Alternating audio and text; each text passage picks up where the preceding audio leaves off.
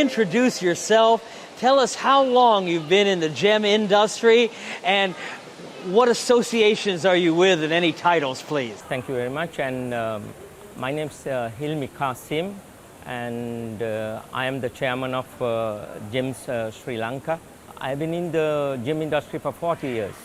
Actually, it's third generation, and my father he was a rough dealer, so I have very good knowledge about rough stones, and I have been working with other associations also a long time before, and it's a long journey. With the Sri Lankan expertise in rough, not just rough from Sri Lanka, but rough from Africa, rough from all over the world, how does that position Sri Lanka in the global supply chain, and what advantages does that give Sri Lanka industry? Sri Lanka's gem industry is maybe very old industry, and Sri Lankan gem merchants have a lot of experience in rough stones, like not only mining, and even mining, like we'll start from mining. Like Sri Lankan mining is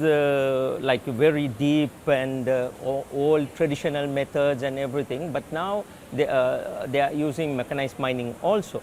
But I think like Tanzania, Mozambique, Madagascar, they also copied from Sri Lanka. The Sri Lankan dealers have upper hand compared to other countries' gem dealers, because Sri Lankan gem industry is quite long, very old, and also like if we start from mining, Sri Lankan traditional methods are copied from other countries also, like Tanzania, Mozambique, Madagascar. When I was like maybe 10-15 years ago, when the Madagascar started, some of the dealers, they were asking a lot of questions, taking pictures and everything about Sri Lankan mines, how they are doing mining. And now of course we have mechanized mining also in Sri Lanka, and the Sri Lankans have an upper hand because not only in the mining, like how to identify the stone, like how to cut a stone, the knowledge of cutting and the polishing, it's very important. So out of all the producing countries, color stone producing countries, I would say Sri Lanka is number one in knowledge of cutting rough stones and polishing. So now let's say in Madagascar, they are still doing small mines, but still the way they are doing mining is not like the way that we are doing in Sri Lanka. And I'm not talking about the mechanized mining, but color stone, sometimes some mines you can't do, like, you know, huge diamond mines like that you cannot do. It is not possible because it's small pockets are there in the rough stones where it is available. So anyway, compared to all these markets, I think Sri Lankans are doing better than other dealers, because very especially because of the rough knowledge. And I can give you a very good example, very good point. That is, now in rough auctions, there are a lot of big companies, they are selling in auctions the rough stones. But those stones are carefully sorted. So anyone can see the book and just guess the price, and okay, they can give a bid. But if the stones are not sorted, I think maybe very few dealers who can do other than the Sri Lankans, because Sri Lankan, we know how to sort the stones, and each and every stone is different, and each and every stone you have to calculate it different. That knowledge everybody doesn't have in the gem industry.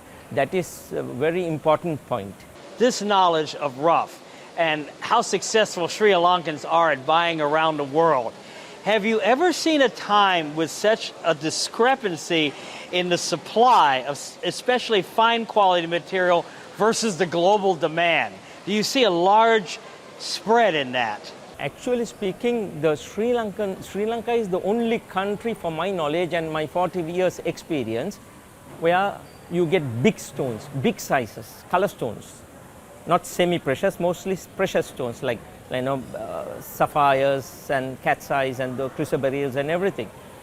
Like, you know, in the rough you get sometimes even I have seen kilos also, but normally good stones like up to 1,000, 2,000 carat a piece, very good fine qualities. I mean, you have to clean it and get it, but still you can get 100 carat sapphire, 50 carat or 200 carat sapphire, or 100 carat cat's eye. It's possible. But in other countries, from my experience, like Madagascar, Mozambique, very, very, very rare, very extremely rare. So big sizes, Sri Lanka is the source for my knowledge. I have never seen any other country producing large stones like Sri Lanka. I know, like Gildiz, you're very excited about Gem Sri Lanka, the show coming up. With the demand being so high and the availability of fine quality material, can you express, especially to the Chinese, how important it is to come to a show like this, how this show is different in the supply chain? Yes, for the Chinese, it is very important to come to Sri Lanka to buy, because Sri Lanka is a market where you can find Sri Lankan goods, African goods like Madagascar, Tanzania, Kenya, Mozambique, Nigeria, sometimes Australia, and maybe other sources also. So because Sri Lankans are all over mining area in the world, wherever stone is produced, Sri Lankans are there to buy the rough. So everybody brings the rough to Sri Lanka, and mostly they bring it to China Fort, Beruala. And Beruala, the China Fort, is a trading center for all the finished stones, and whatever the rough stones what the dealers bringing from abroad, they cut and polish and sell it in this market. So it is important to come to Sri Lanka. There will be all type of stones available, and very especially in Beruala Patte market. Would you say that Beirula is a dealer source, a global dealer source, and that Beirula often gets the rough and those stones first enter the market from Beirula globally? Yes, because whoever goes to Africa, when they bring the stone, they can't just sit and wait or keep it in the safe. They have to cut, polish and sell it, and they have to get the money quickly and go back again. So it's like, you know, in Beruala, everybody is, the people who are producing, they are in a selling mood. They're in a selling mood. They don't want, they are not collectors. And they need money, they have to sell it soon, and they need money to go back again, start the purchasing again.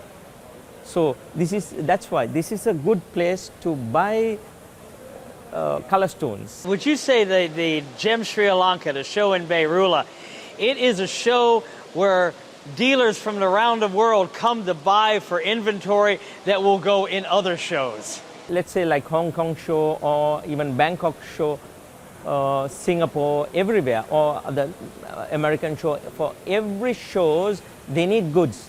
So, but Sri Lanka, the Beruala is a source for those goods. So people who are doing shows in other countries, they have to come to Sri Lanka.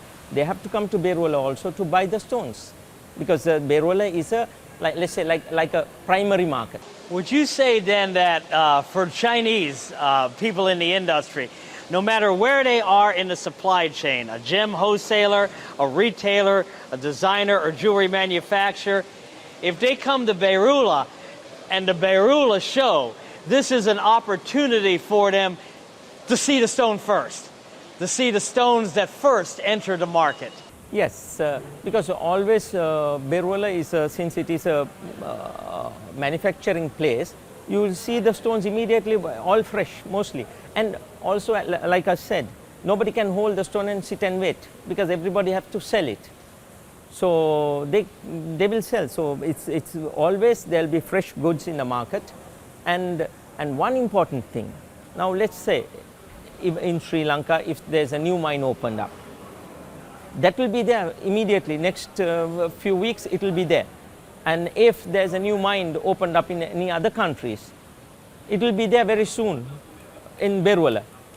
So that means it's quite fresh. And sometimes, you know, some African mines will survive only maybe a few months, or maybe maximum 1 year. So those materials will come and go quickly. So So these type of goods to see, and sometimes in a lifetime you get once to see that material, because that particular mine will be over within few months. So it's a good opportunity to see that type of stones. Within a short period. Within a short period to see that type of stones you have to be lucky, because after some time it is gone. It won't come again in this world. The experienced Chinese buyers, of course, come to Beirula. The experienced wholesalers, they'll be coming to the show. But can you reassure, let's say, Chinese wholesalers that aren't experienced at buying internationally, or even retailers and designers or investors, can you reassure them that the Beirula show is a place where they will be met with people that will share knowledge? They'll see all the goods at once. They'll be able to compare prices. It's an excellent opportunity for the novice in global color stone buying to come. Beirula is a very important place, Sen, and so far we have not seen many designers coming to China Fort, but I hope the Chinese designers will come. But anyway, the European, the French or American designers, they would have come and gone, but whatever the goods they are using in their designs are mostly from Beirula. So like not today, for maybe last 40-50 years, definitely. From, I think the Sri Lankan the gem production started to boom in 60s. So maybe from 60s, during that period there was no Tanzanian production, maybe very little, maybe semi-precious. Then not many Mozambique or Madagascar, Kenyan productions. Those are mostly semi-precious. The stones that those designers were using, mostly Sri Lankan goods. So I hope these Chinese will make use of this Beirula, and they can do a lot with the Beirula gem trade, and also from Sri Lanka. With all the Sri Lankans, they can do a lot of business. Can you recommend this show as an excellent opportunity for potential Chinese buyers to come and meet the officials of the association, some of the leaders of the industry in Beirula, and to make a resource connection, to be able to gain from their knowledge and their experience and connect for not just the show, but buying in the future, because everyone is in one place? Definitely yes, because I think the Chinese or any other association, even not only Chinese, anybody can come and meet the Beirula Association members and everything. We are open to help anybody, because we want to work with everybody, and also at this time our country needs a lot of exports, and I hope we will do our best to improve that, and we are always welcome and open to work with anybody and do our best to the industry. So Gem Sri Lanka, would you say this is the great opportunity for the experienced buyer all the way to the new buyer to get into the global color gemstone supply chain at the source? Yes, because since we have the first-hand fresh goods always coming into the market, and there'll be a lot of varieties and stones from different countries, I think it's useful, very important for the dealers. Thank you very much. Thank you very much.